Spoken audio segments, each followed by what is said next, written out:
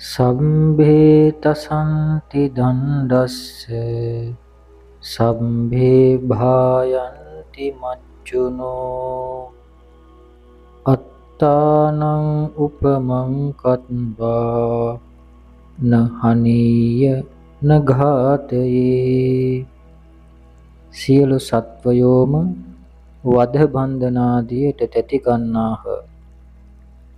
සියලු සත්වයෝම මරණයට බිය වෙති.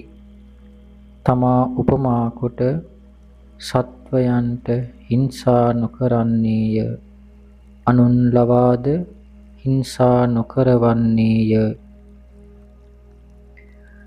සබ්බේ තසන්ති දණ්ඩස්ස සබ්බේ සංජීවිතං පියං අත්තානං උපමං කତ୍වා නහනීය නඝාතයේ. සියලු සත්වයෝම වධ බන්ධනාදියට බියවන්නේය.